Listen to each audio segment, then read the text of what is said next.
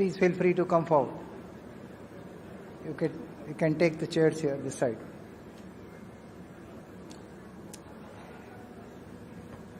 Okay, good afternoon. There were a lot of questions around the market and FNO this morning during the inaugural session, and we had sensed that, and therefore we have a special session on markets and particularly covering also FNO. I know there is a lot of conversation happening around that. I must say to start with that our markets are in the safe hand. And why I say this? Because as a regulator, as a full-time member who's looking after the markets and the market regulations, is one of the brightest person in our markets, covering all the markets. When I talk about the market, it's not just the equity market, but also the bond market and the currency market and the commodity market across all the markets. Mr. Ananth Narayan is a veteran market practitioner. My first interaction with him was when he was running the markets for Standard Chartered for entire Asia, based out of Singapore. India was part of his portfolio, so he's very well versed with the Indian markets. And then he also had an stint as a academician teaching at a management institute. Obviously, he is on the board of multiple companies, and now whole-time board member of SEBI, looking after multiple portfolio and more importantly, focused on the market. Brilliant academic track record with IIM and IIT. I should say that whenever I used to have a problem as a banker and I needed some guidance on the market side, he's the one whom I used to run to. Though we were competition, we were working with the two different competing institutions, but I used to go to him because not only I used to get the quality advice, but I used to get very thoughtful and genuine advice, which was value driven. And the value is extremely important, the core to our market. And if our market has to succeed, which we talked about in the morning, that we are excited that our markets are growing, and we really want, if our economy we have to reach to the Viksit Bharat goal by 2047, the markets are the backbone and the pillar of it. And the value is the pillar of the pillar. And here is the man who actually wears the value on his shoulder, and therefore I say that he is the best person for us to really guide us and talk to us on the markets, and our markets are in the safe hands. Mr. Ananth Narayan. Thank you.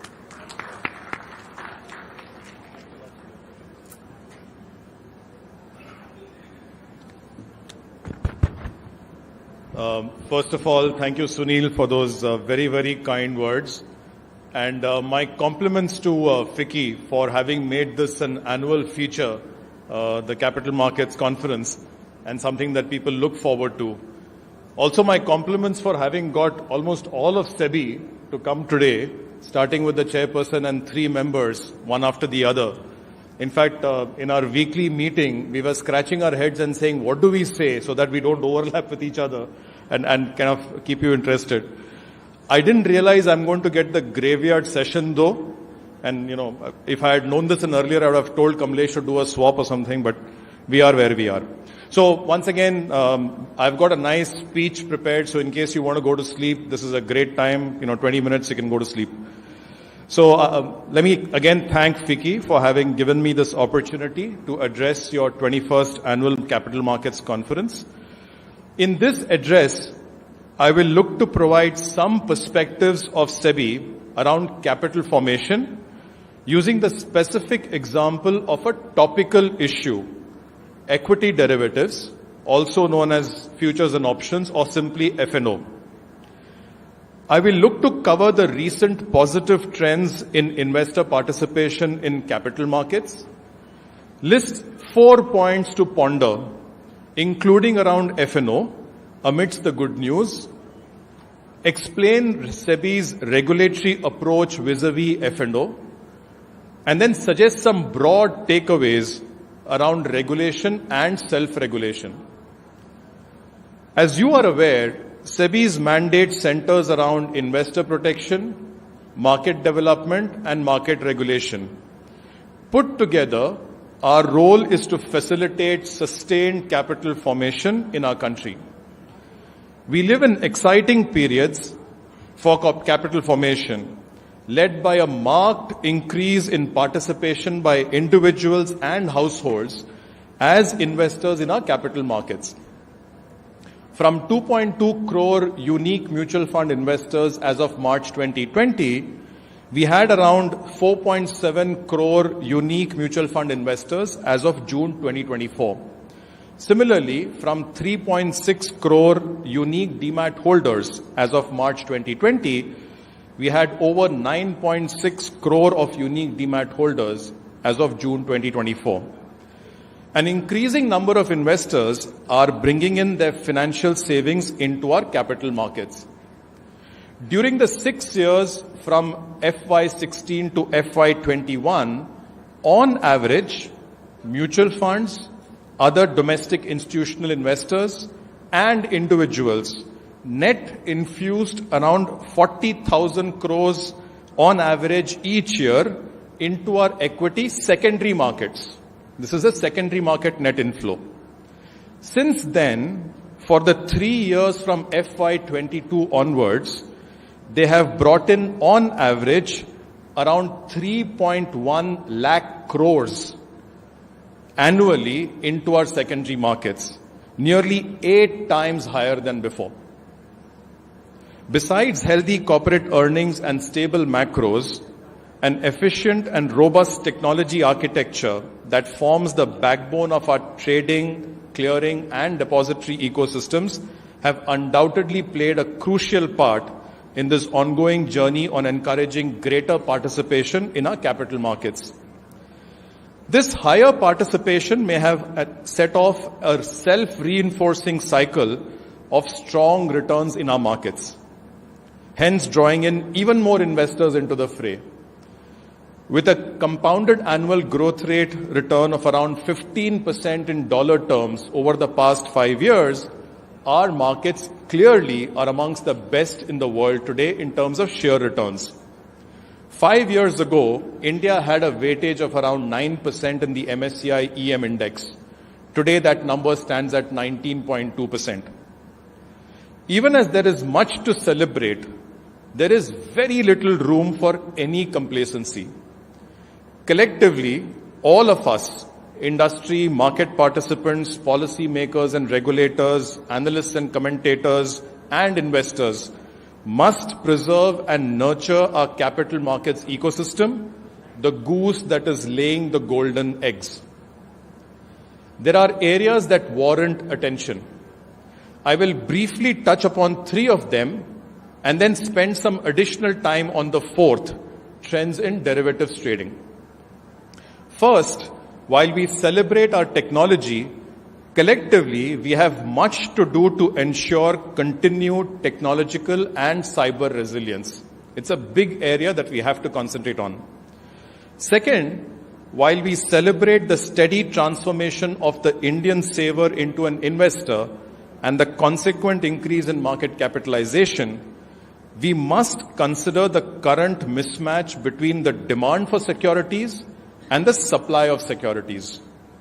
The 3.1 lakh crore of net demand for secondary paper brought in by mutual funds, domestic institutional investors, and individuals into the secondary market every year for the past 3 years far exceeds the roughly 2 lakh crore of annual primary market issuance spanning IPO, FPO, preferential allotment, QIP, rights issues, and even OFS.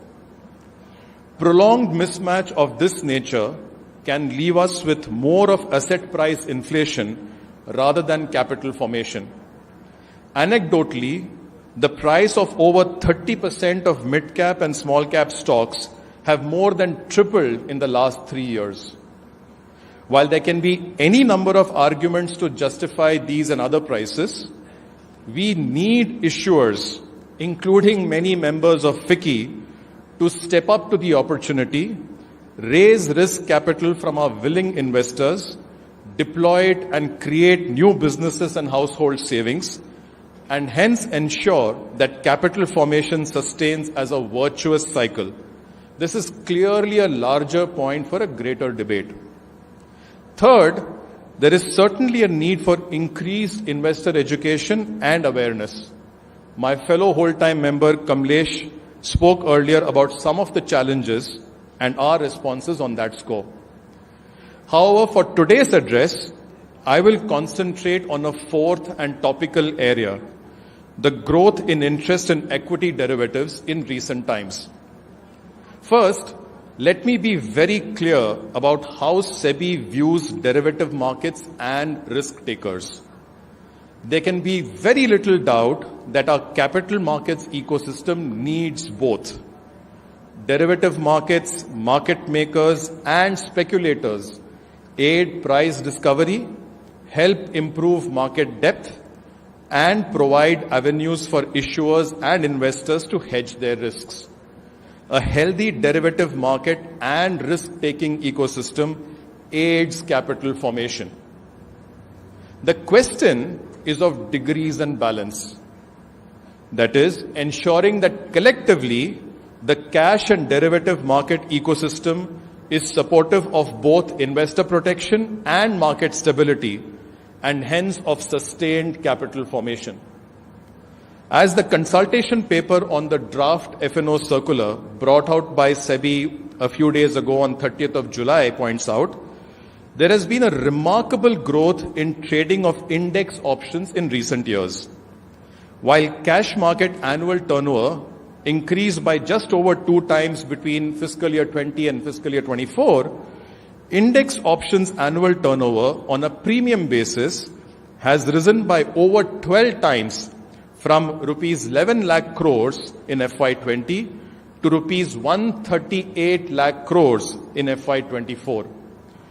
It is worth noting that index futures turnover did not change that much during this period. What explains this explosion in index option volumes? The proliferation of weekly expiries for index option contracts to a stage where every day of the week has an index option expiry has clearly had a role to play. There are contracts where well over 90% of the trading volume in index options occurs on the expiry day, with a significant concentration in the last hour of trading. On expiry day, all other things being equal, the time value in an option premium is naturally at the lowest, and it continues to drop through the course of the day. As such, progressively through the course of the expiry day, a speculator can buy option structures with a very small capital outlay, which can possibly provide a large profit if the index were to move only by a few points. This optically cheap option premium, which might be as low as a few hundred rupees as we approach expiry time, appears to entice a whole bunch of individuals to trade in and out on expiry day through the day. Trading in index options, specifically close to expiry, then starts to resemble a slot machine in a casino, with individuals putting coins into the machine, hoping to hit the jackpot. Please note, it would be unfair to compare all of equity F&O with a casino and to lose sight of its utility in capital formation. That's not what we are saying. We are talking only about the specific portions of options trading closer to expiry. It's a very focused area as far as we are concerned. NSE data shows that over 92 lakh individuals collectively lost close to 52,000 crores during FY24 in index derivatives, even without considering their transaction costs, which are substantial. 99% of these individuals traded in index option. Only 7% traded in futures. During a different period, the transaction cost stood at an additional 35% of the trading losses as per the January 2023 study, option study of SEBI. The finding of the January 2023 paper that 9 out of 10 individuals lose in F&O trading broadly continues to play out.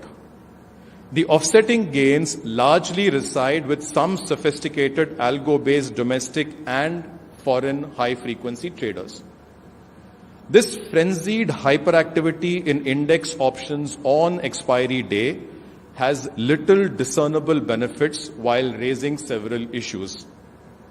It would require extreme levels of imagination to be able to attribute any kind of constructive support for market-wide price discovery, hedging, or capital formation from this hyperactivity in index options on expiry day. In addition, to put the numbers in perspective for capital formation, the net trading loss borne by individuals during FY24 in index derivatives, as described in the consultation paper, is nearly a third of the net inflows into growth and equity-oriented schemes of all mutual funds during FY24. These are certainly not insignificant and indicate that money that could be put into constructive capital formation is being frittered away at scale. Finally, the frenzied trading on option expiry day also raises questions of market stability and possible vulnerability to manipulation. Market open interest rises during pockets of the last hour before expiry amidst very low option premiums being dealt. If there were to be an unforeseen black swan global market moving event minutes before expiry, amidst this frenzied activity and risk-taking, the resultant impact on the overall market ecosystem can be substantial. As a regulator, we are conscious that we must not throw the baby out with the bathwater. When it comes to the frenzied trading in options nearing expiry, however, it is very difficult to see any baby in this bathwater. In short, a primary regulatory intent now is to specifically curb only this expiry day frenzy in options trading and to reduce the systemic risks arising from this. 5 out of the 7 proposals of the July 30th consultation paper, i.e. restricting the number of weekly option expiries, increasing margins around expiry day, removing the benefit of calendar spreads on expiry day, requiring the monitoring of intraday positions, and rationalization of option strikes are centered around this objective. The 6th proposal to increase lot sizes is simply to reset them considering the movement in markets since they were first set up. The current lot size of 5 to 10 lakhs was set in 2015. Markets now are 3 times of the 2015 levels. The corresponding increase in lot size is unlikely to impact index option trading per se, since the option premiums are typically a tiny fraction of the notional. However, note that futures carry risk too, by virtue of their inherent leverage.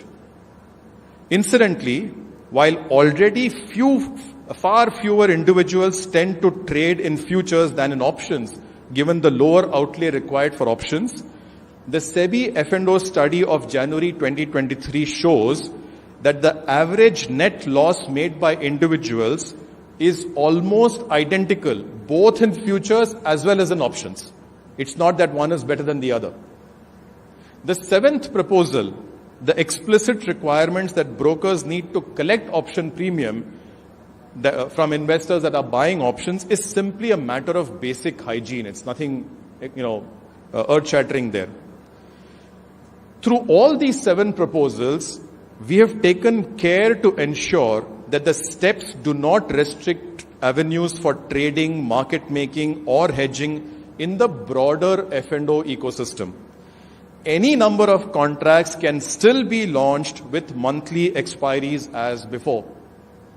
These provide ample room and scope for hedging and trading and speculative activity.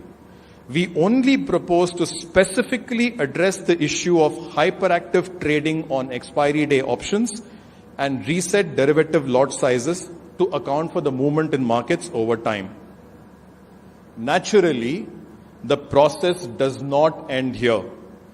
Even after the current consultation and the final steps that are eventually taken in this regard, we will continue to monitor activity in F&O markets and in a consultative fashion consider fresh steps, both developmental as well as regulatory, as necessary.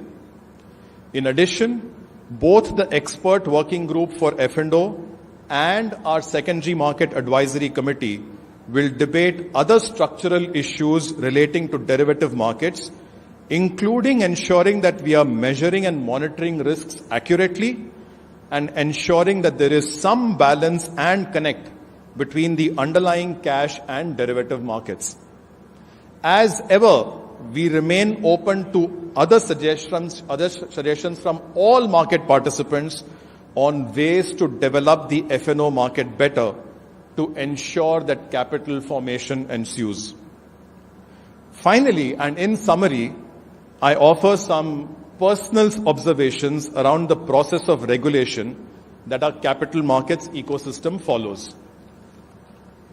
I wish to compliment members of the market ecosystem for their engagement and constructive involvement in the regulatory process. The expert F&O working group that we have constituted under former RBI Executive Director G. Padmanabhan has members from key market infrastructure institutions, brokers and broker associations, investor representatives, market participants, academics, and other experts. The Secondary Market Advisory Committee, chaired by former SEBI whole-time member G. Mahalingam, has similar wide representation. For some of the members of these groups, it can be argued that some of the proposals may have short-term negative revenue implications. Despite that, we have found that by and large, our market participants are mature and are able to take the broader perspective of what is in the best interest of our ecosystem. Independently, many of them have been taking sincere steps to enhance investor awareness and to manage overall risks better. This is truly appreciated. I strongly believe that while the steps that we take to enhance investor protection, preserve market stability, improve market efficiency, reduce risk, and enhance transparency can appear to have short-term negative revenue implications for some, ultimately, given the sheer size of our opportunity in capital formation and the crucial role that our capital markets play in this journey, the size of the opportunity pie will only grow over time. On the contrary, not taking timely steps along these lines can threaten the market goose that is laying golden eggs. Please continue to take the medium-term view and stay trusted partners to the ecosystem.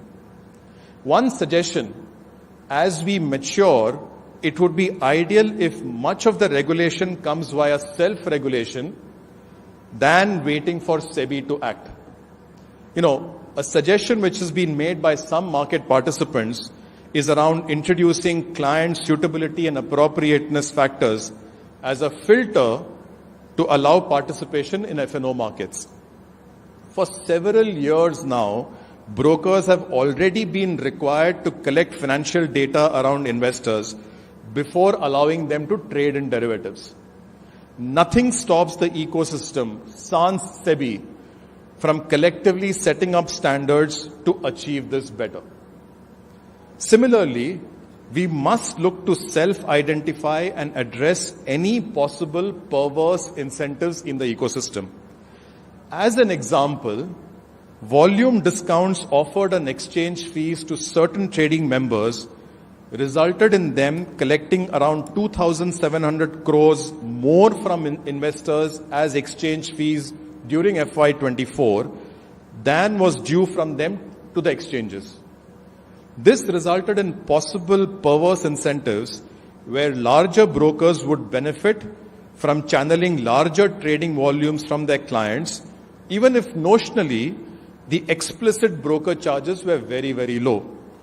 While we have collectively addressed this issue, ideally much of this could perhaps have been raised, debated, and addressed by the experts and participants on the ground without having to wait for SEBI's intervention. On a lighter note, if we were to watch our diet, exercise regularly, and do a periodic medical checkup, we should reduce or at least delay the need for any intrusive medical intervention. Similarly, an ecosystem that self-regulates would hopefully reduce the need for a surgeon like SEBI to step in. I think the ecosystem, to be fair, is doing very well in constructively looking at the big picture. But personally, ye dil mange more. In conclusion, for our part, we in SEBI commit that when we look to act, we will do so as we do now, in a thoughtful manner, in a transparent manner, in a consultative manner, sifting through all the noise of the varied and diametrically opposite advice that reaches us, and strive to ensure that while we stop bad things, we do not come in the way of good things in our journey towards capital formation. The modern Hippocratic oath, first do no harm, is right behind me, behind my table. Once again, I thank FICCI for this fantastic opportunity. I hope I've put you to sleep for about 20 minutes. You can now wake up. Thank you very much.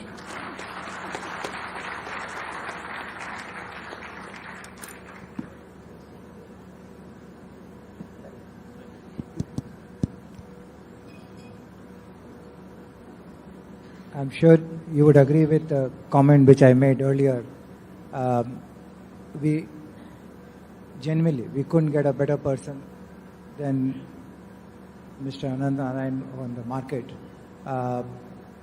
As we just heard, that exercise is important for our health, the regulation is important for the orderly running and the long-term benefit of the market. I'll request my colleague, Mr. Seth, to moderate the session, interact with Mr. Ananth Narayan, and also make some closing comments.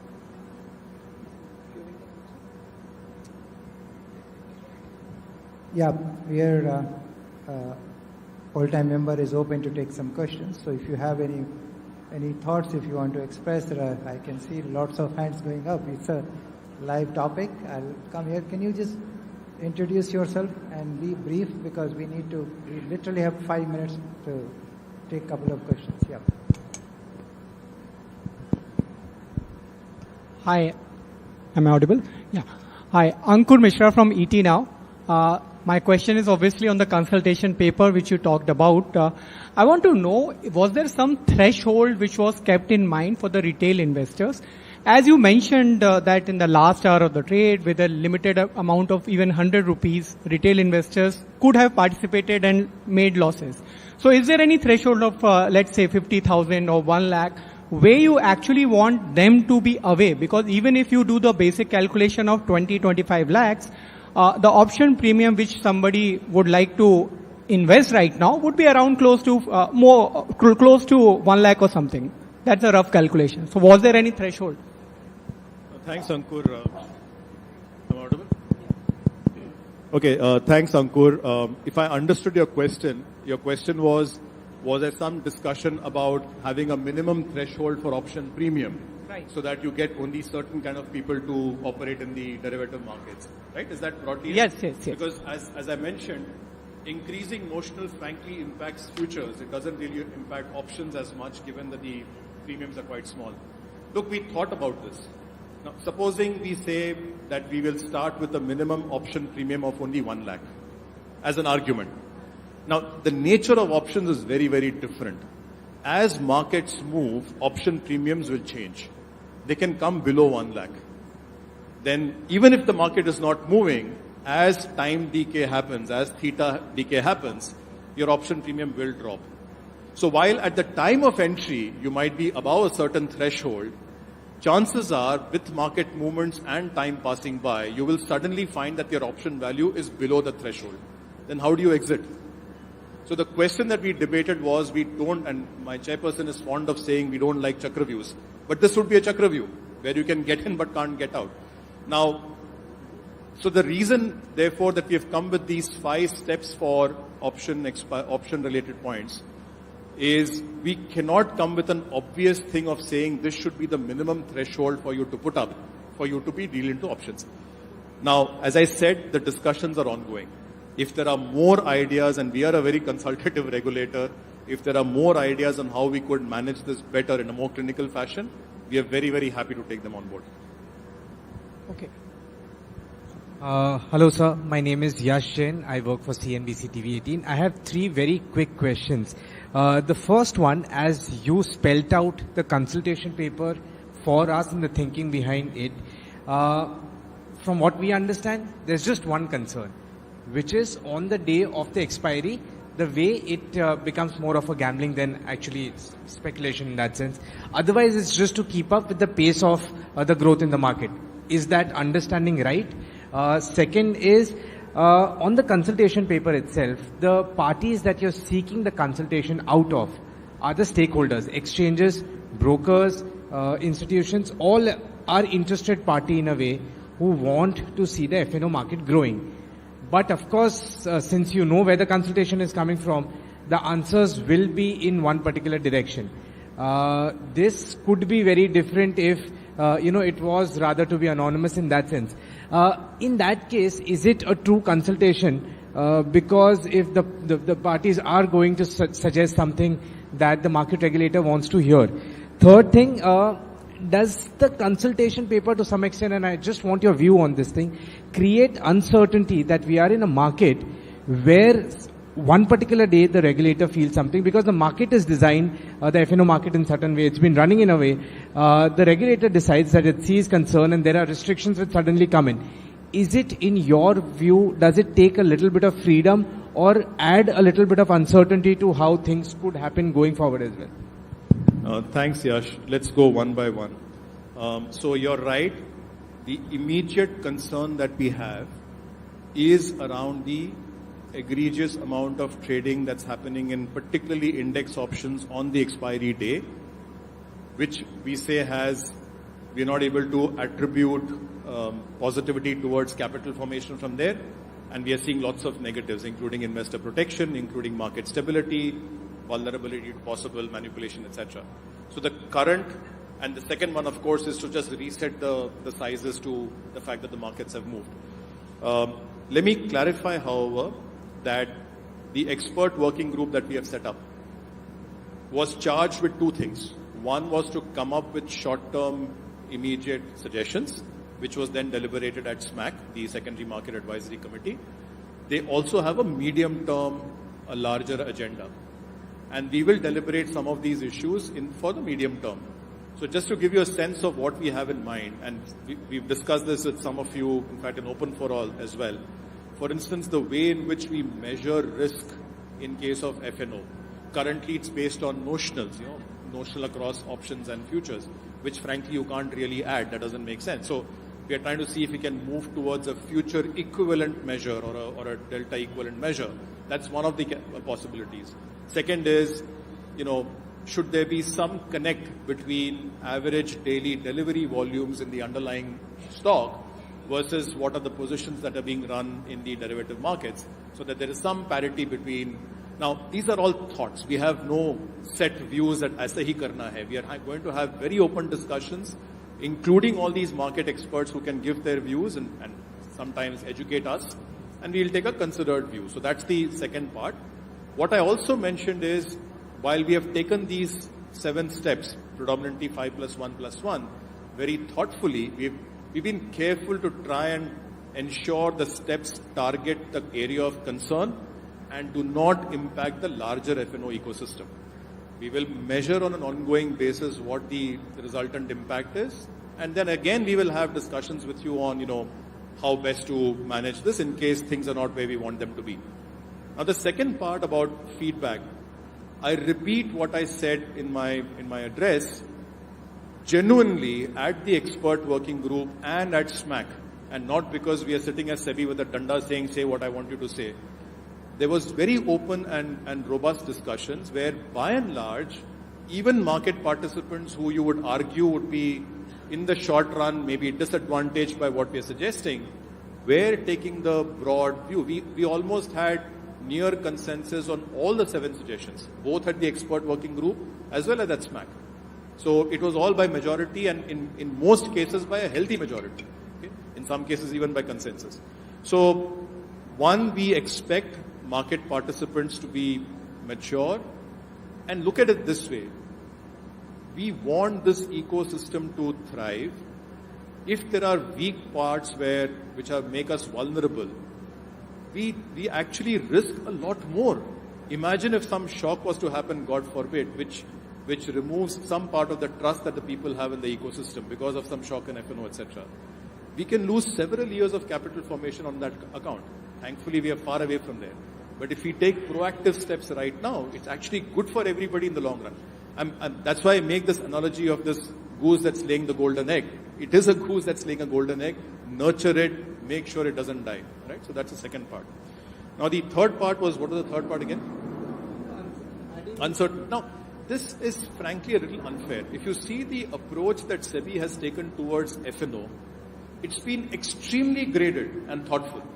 Now, when I mentioned to you that at least behind my wall there is first, do no harm, we actually think about this very deeply. We know that we should not, in our zeal to improve the market, end up with leaving the market in a worse place than it started off with. So look at the approach we took. In January 2023, we came out with that research which all of you have quoted so liberally, showing that 9 out of 10 traders are losing money, individual traders. We then, the ecosystem, brokers, etc., took that on board, so that today if you want to start dealing in derivatives, you get that pop-up in your derivative screen saying, 9 out of 10 people lose. So it's like a statutory warning on a cigarette packet. So that was a process of trying to see if we can actually get people to absorb this information with the disclosure and then see what happens. Now, if the data shows that actually things are only increasing even beyond that, that's when we have to start asking ourselves as to, okay, now what do we need to do next? And the point is, when we look at 52,000 crores, plus transaction cost is probably 70,000 crores, that's a significant amount of money which could be used towards capital formation that's being taken out from the ecosystem. So what are we doing? We had an expert working group, a lot of deliberations there. We had a SMAC discussion, a lot of deliberations there. We are doing a consultation for 3 weeks where each one of you is invited to give us your inputs. And by the way, we are subject to CVC, CAG, CPI, everybody. So every single suggestion has to be accounted for. We can't just brush it aside and say we won't look at it. So this is as consultative and as interactive a process as possible. My only request to you would be, and this is something I said in the address, if you see something, say something. Don't let us be the Bollywood ka, the old Hindi movie ka, police fellow who comes in the last scene firing in the air when everything is over. Tell us beforehand if something is going wrong so that we can proactively take a look at this and take the right. Now, honestly, the 7 steps that we have suggested is in our estimate the best set of steps that we can propose. Having said that, we have an open mind. Convince us with logical data-based arguments as to how there are better steps or how some steps don't make sense. We are very happy to look at it. We absolutely intend to do this consultation very, very genuinely. So, these are immediate steps, Yash. These are immediate steps because we did say let's look at what needs to be done right away. Some of the other things like figuring out risk management, risk measures, stability, balance between cash and derivatives, these are more medium term that we will look at. But obviously we look at the health of the ecosystem on an ongoing basis. It's not at a particular point in time we wake up and look at stuff. so one Just, question. So just one question. Changing the sides. I know. I'll come to you. Let me just go this side. The gentleman there. Can you please introduce yourself and then? Sir, for a moment, I am Vinod Kumar Goyal, National President of NME. For a moment, let us shift our mind from the futures and options and come to the cash market. Sir, you have come out with another study in which intraday traders 7 out of 10 are also incurring losses. So 9 in future options, 7 in intraday cash market. So ultimately, sir, we all know in a universe this is a zero-sum game. Some people lose while some gain. So on that nobody, even the company or the brokers or the regulators guarantee the profit. So if people come here, they should know what they are doing, and that is another part. So you pointed out a very, very relevant point of the supply side shortage that the people want. And you have pointed out that these small or medium cap companies have tripled in last 3 years, which means somewhere we are doubting some bubble. So, sir, in that case, you suggested an IPO increasing, but IPO's quality we also know how much it is happening, and there is no safety net ki IPO may only on the listing date they are gaining. So, sir, though it is my suggestion, but it may be very unpalatable in a seminar of FICCI, that the 25% criteria for public continued public listing, why don't you increase it to 35%, sir, so that supply side will increase? And I tell you, sir, all the abuses in the capital market for which brokers are blamed or anybody is blamed is the price rigging, insider trading and other things. So it's because of the cornering of the supply. If the supply is increased by increasing the compulsory threshold of public listing to 35%, then it can be. We got your question, sir. No, thank you, sir. Let me try and quickly answer. On the first part about 7 out of 10 intraday cash markets, let me assure you there is absolutely no thought within our SEBI ecosystem to see if this needs to be curbed. It was a simple study to demonstrate, look, you can call this an academic exercise, but there is a lot of research paper which suggests that the best way to actually make money over the long run for an average investor is to do a proper asset allocation, put on your stocks or put on your whatever assets you want to buy, keep it for a long period of time, and that gives you your best chance for good returns. Now, that doesn't mean that people can't trade. Of course, if I like trading, if I think I'm a good trader, it's my hard-earned money, of course I have the capability and the ability to trade. But this is merely as a part of overall market education to run home the point. And by the way, it's a very interesting study in many ways, because unlike options, a bulk of the deviation from 50-50 is actually on account of transaction costs. So if it was not for transaction costs, which is brokerage, exchange fees, and so on and so forth, STT and so on and so forth, it's closer to 50-50. So the point being that the moment you're doing trades which incur transaction costs, there is the odds are against you. So that was an academic research for information purposes, hopefully to give the message that, if you want long-term larger returns, stay there and invest it. It's by no means directing anybody to do anything. And we certainly, the quantum of the loss involved is also quite small. It's not as if, unlike the options F&O situation. So there's no impact there. On the second part, what I would strongly recommend, I mentioned this in very brief passing and which is unfair. It's a very involved topic. This question of supply-demand mismatch and how do we resolve it.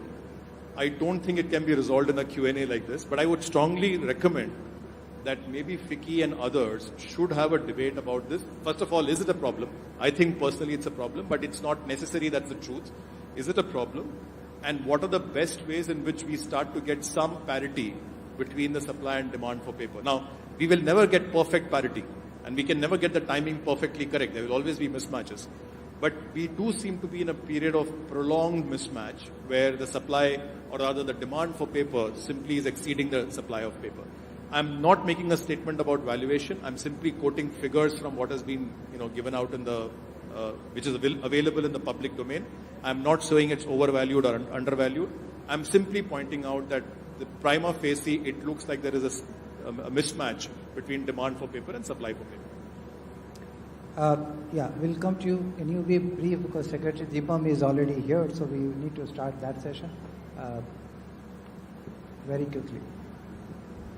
Sir can I take one question? Sir, मेरा सवाल ये है, ब्रजेश जी business से। एक apprehension ये कह रहे हैं कि अगर आप इधर इक्विटी एफ&ओ में कर्व करेंगे तो एक पॉसिबिलिटी ये है कि ये, ब्रजेश थोड़ा सा क्लियर नहीं है आप। हाँ सर, एक एप्रीहेंशन ये है इस डिस्कशन पेपर को पढ़ने के बाद लोगों में कि ये पॉसिबिलिटी है कि इक्विटी मार्केट के जो एफ&ओ का ये जो फ्रेंजी है, ये शायद कमोडिटी में शिफ्ट हो जाएगा। कमोडिटी में गया तो फिर भी एटलीस्ट रेगुलेटेड मार्केट है, अदरवाइज डब्बा मार्केट में भी एक्टिविटीज बढ़ सकती हैं जो आपके रेगुलेशन दायरे के मतलब बाहर होगा. तो इस कंसर्न को लेकर सर आपका क्या जवाब होगा? आपने इस बारे में सोचा है या ऐसी कोई फीडबैक है आपके पास? Some market participants have pointed this out. Look, we will look at the data. What is the current size of the commodity markets? Is there really a commonality between the participants in the equity markets to the commodity markets? If the data shows that there is a possibility, we will look at it. We will definitely look at it. The idea is not that we have preference for one asset class over the other. In the case of equity markets, the sheer size of the number of participants and the sheer size of the risk as well as the investor losses involved was very, very large. It's not visible right now in commodity markets. But of course, based on the inputs coming in, we will do our study to see what the impact is. What was the second question, Brijesh? डब्बा market की activity See, बढ़ना. Dabba market is a different angle altogether. I mean, there are multiple reasons why people say Dabba markets exist. Enforcement agencies, law enforcement agencies will continue to act against, whatever we come across. For that matter, if you say, STT hai, exchange charges hai, brokerage hai, there are plenty of these justification for doing this. All I would strongly suggest to you and, the entire commentariat, just highlight the fact that our ecosystem is extremely trustworthy. The market infrastructure institutions, the stock exchanges, the clearing corporations, the depositories, the broking ecosystem, it has built a very, very strong, trustworthy ecosystem. There is safety, there is management of risk. Why? And the charges are minimal. I mean, by any yardstick, by any token, the charges are minimal. And there is safety in terms of investor protection, etc. Why would you want to give all of this up and go into something which is completely untrustworthy? I think that communication has to happen separately anyway. Kamlesh spoke about, investor education. I think it's just reiterating that. We have a lot of work to do on that. Yeah, I think we need to close the session. So, Utpal, is one more you want to take? Is someone in the center here? Should I? Yeah. Hi. Yeah, I am an ODRM panel arbitrator, and that's why I have an idea that most of the brokers, many of the brokers I can say, take KYC documents only for client onboarding. Thereafter it is kept on in the files. In fact, the figures on the client onboarding, like just homemaker's figures of income or the young job seeker or young, let's say 20, 21-year-old students, figures clearly show that they are unable, they should not trade in options with such a high notional volume. And that's where, what do you suggest for the brokers to take care? I don't know whether all the brokers have equally good surveillance system to really look into these aspects and file STR. Now, let's forget about filing STR, but at least guiding the clients, especially the clients who come through IBT, internet banking, internet broking, internet trading. So on that also there should be some sort of guideline, I believe that, so that looking at KYC documents, brokers can guide to them. Thank you. It's a good suggestion. By the way, this suggestion has also come up in the expert working group as well as in SMAC from some of the market participants, that there should be a stronger suitability appropriateness filter for allowing people to come into the derivative markets. And this data that is there with the broker should be used. Now, we will debate this. I don't know if a practical framework can be built, but it sounds, at least in principle, something that's worth exploring. We will definitely explore this. Thank you. Yeah. So I think this was such a holistic perspective from the regulator's angle today, and a very rational articulation for which we must all thank Member SEBI, Mr. Ranganath, and his point of view pertaining to the ecosystem framework of capital market contributing to capital formation for the country, I think is such a strong framework. India is at a growth stage where we need that capital formation to continue in a very powerful manner. And we are very fortunate to have a regulator like SEBI who has done so many proactive things to nurture and enhance this process. So thank you, sir, for a very thoughtful, transparent and well articulated perspective.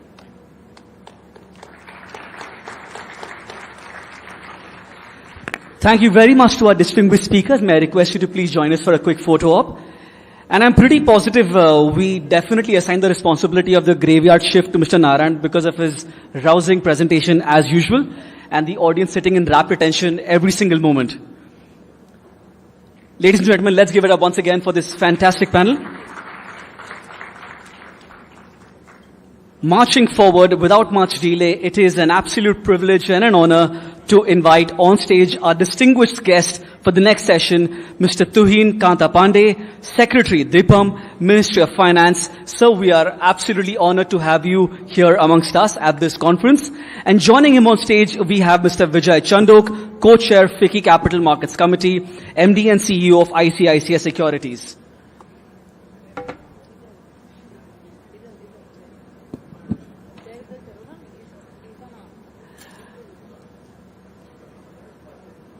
So we would humbly request you to please join us. We are waiting with bated breath to hear your perspectives. Ladies and gentlemen, let's give it up for the two distinguished speakers and the chief guest of this session. As we begin, I will humbly request Mr. Chandok to give a typical and a lovely welcome with a green souvenir of trees. A very special FICCI welcome to Mr. Pandey. Thank you, sir, for taking the time out and joining us for this conference, sir. It means a lot to us. And with that, I will hand over the proceedings of this session to Mr. Chandok.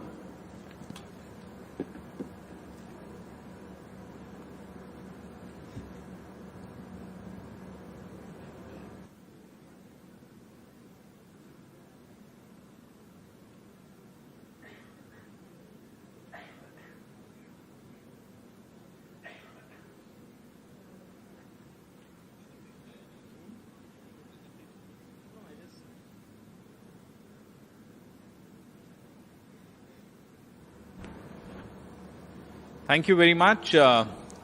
Once again, a very good afternoon to all the participants today. Well, after an extremely enlightening session by Mr. Ananth Narayan, it gives me a lot of pleasure to welcome and introduce Mr. Tuhin Kanta Pandey, Secretary to the Government of India, Department of Investment and Public Asset Management, DPAM, Ministry of Finance.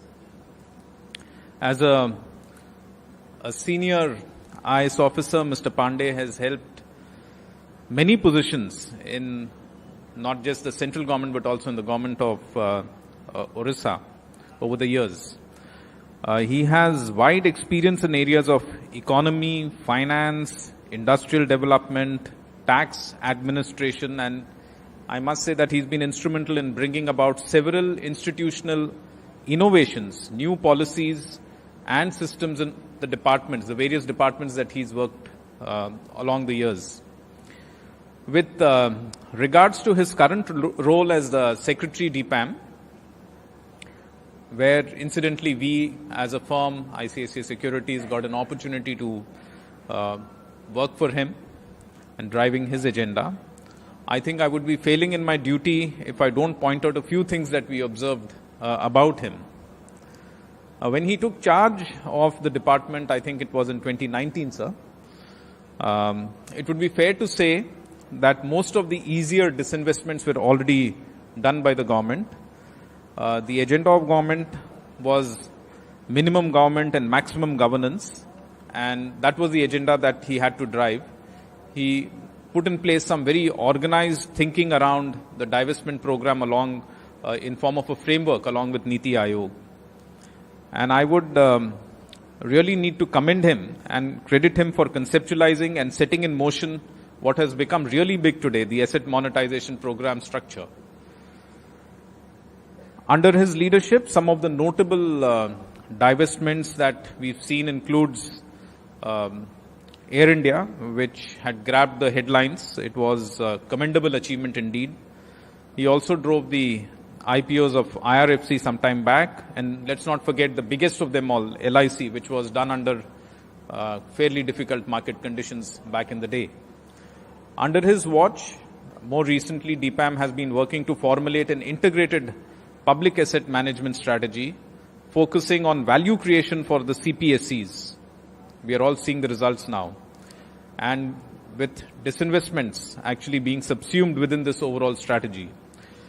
This has enabled DPAM and the government to take more holistic view of its ownership of public assets and give them a broad brush focus on the given the broad brush focus on the health of CPSEs and value maximization and value creation. This in a way also frees the government from chasing an annual disinvestment target.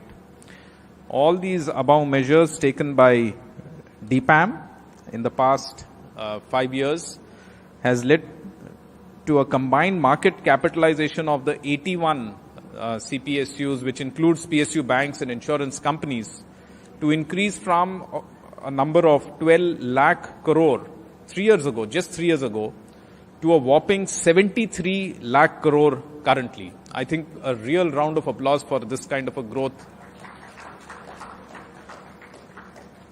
Plus, there has been a significant amount of investment of capex into the economy, which has had its own multiplier effect and a record dividend of 63,000 crore to the government. So, a massive contribution through this whole effort.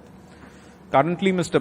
Pandey is overlooking the disinvestment of IDBI Bank. It involves selling of equity through a public auction route via bidding, which is first of its kind in the country.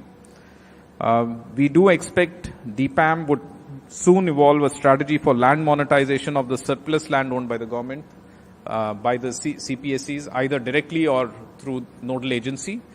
DPAM would also probably complete quite soon the remaining disinvestment program of the 5-6 CPSE during the course of time.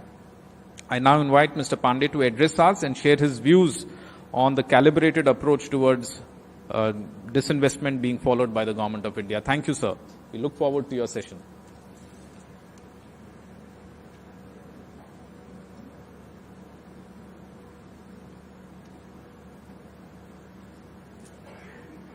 Thank you very much, FICCI, and in particular, Shri Vijay Chandok-ji, both for inviting me for this important conference, which I normally always attend. Mr. Sunil Sanghai always, puts it in my calendar. He ensures that I don't miss it out. It's a pleasure to be here because I think this is one conference where all of you come together, deliberate, and I said capital market reforms 2.04 for Viksit Bharat is a very apt theme for this conference as we, move along Prime Minister's vision for Viksit Bharat by 2047.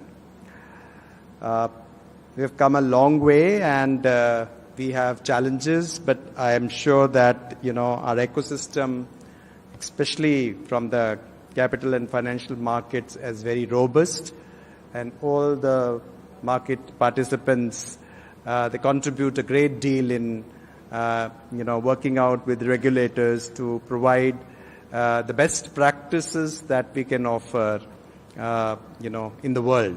So it's not only an Indian aspiration for us, it's actually also a big contribution to the world at large. Just to come to a very specific point that we are looking after in DPAM, we have, as you know, several of central public sector enterprises. Just to give you a little bit of a snapshot, if I can recall, that we have 402 CPSEs, but many of which are subsidiary companies. Subsidiary company of a CPSE is also a CPSE, but we have in total 164 parent companies with an income of about annual income of about 38 lakh crore, profit upwards of 2 lakh crore, capital employed of about 38 lakh crore, net worth of about 17 lakh crore. 61 of them are listed in which we have stakes. Of course, there are 64. There are 3 other subsidiaries as well. In 61 listed company, the market cap is around 50 lakh crores. Similarly, if you look at the public sector banks, we have 12 of them, and we have 7 public sector insurance companies, and of course some stake in IDBI Bank, which is actually a private sector bank, with both LIC and government having a substantial more than 90% of share. And 3 of our insurance companies are listed, New India, GIC and LIC. We have 16 listed entities in this financial institution space, with a market cap of about 27 lakh crore. Together, if you look at 77 entities, I'm not counting the listed subsidiaries, that amounts to about 77 lakh crores as of 30th of July. Now, this is a large number. More importantly, I think they have in various sectors play an important role and important contribution to the economy. Indian economy, as you know, is one of the star economies in the world. We have clocked 7% upwards of growth for consecutive 3 years. We had tentatively 8.2 last year, and given that we have about 3.5%, 3.3% world outlook as a world GDP growth, India is definitely an important contributor to world's GDP growth going forward. Capital markets play an important role. All of you are deeply involved with it in different capacities, and this is very beautiful to